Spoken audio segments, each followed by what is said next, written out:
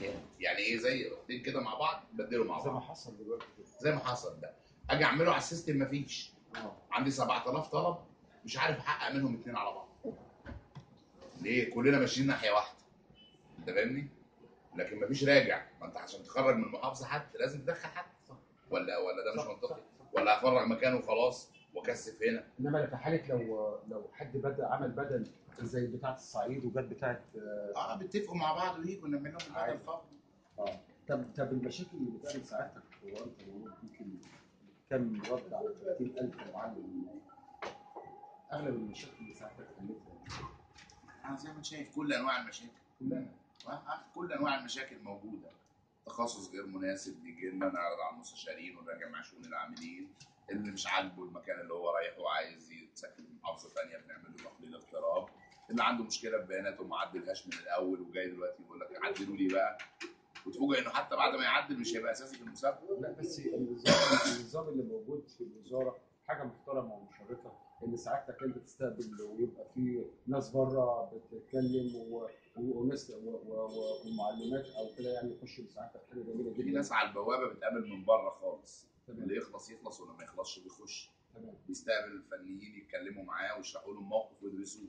تمام. عنده مشكله بيكتبها ونحلها لجهه الفحص، سواء بقى جهه اداريه كشؤون العاملين او جهه قانونيه كشؤون القانونيه او جهه فنيه كمستشاري المواد يقولوا لنا الماده ده يصلح ولا لا يصلح، او جهه تكنولوجيه كسيستم بقى او مشكله في السيستم يفحصها ويشوف المشكله في السيستم فين ككمبيوترايز. بس انت كل دول معانا فرق يعني. شفت حاجه محسن بيه ان اثنين بدلوا مع بعض، هل ممكن تفتح السيستم لكل 30000 معلم يشوفوا؟ لا، ان هم يشوفوا بعض، دي راح على الحته الفلانيه ودي راح مفتوح فعلا، احنا فاتحين ده وكل بيقدم دلوقتي. لا مش لا يا فندم، كل واحد ليه صفحه.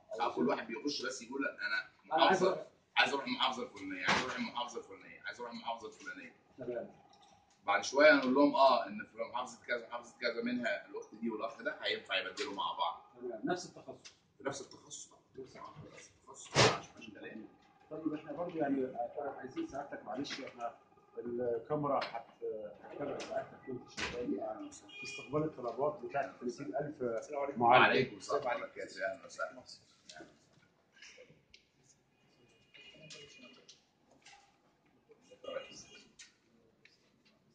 يا اهلا وسهلا بحضرتك.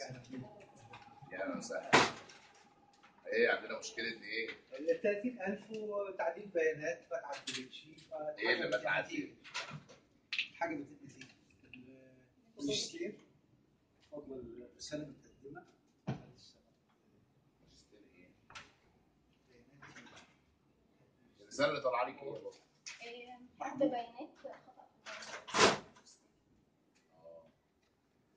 الماجستير انت خريجة سنة كام؟ 2013.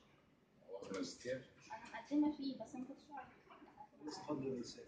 فترة التعديل دي سبتيها كلها ليه؟ انا كنت مسافره ما سمعتش عنها خالص. شهرين ونص ما سمعتيش عنهم؟ لا شهرين ونص صفحة؟ هي اتفتحت اسبوع واحد. لا اتفتحت فترة تظلم التماسات 10 ايام من بعد 21/3 من بعد اعلان النتيجة، فضلنا قاعدين شهرين وفتحنا مديريات تعدل وتصحح التظلمات اللي جات لها، وبعدين فتحنا اسبوع او 8 ايام دي كنتوا تشوفوا بعينيكم بقى لو عندك لسه حاجة غلط، لو عندك مشكلة. ما كنتش عارفه ان دي مشكله. تخصص ايه طيب؟ وبعدين لو شلنا ماجستير يحصل ايه؟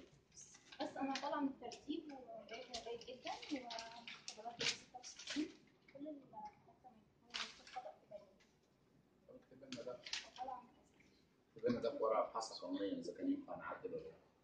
اكتبوا لنا بس زي تظلم او حاجه كده، بس انت ما اشتكيتيش ما قدمتيش تظلم بالتقدير الغلط ده في المديريه.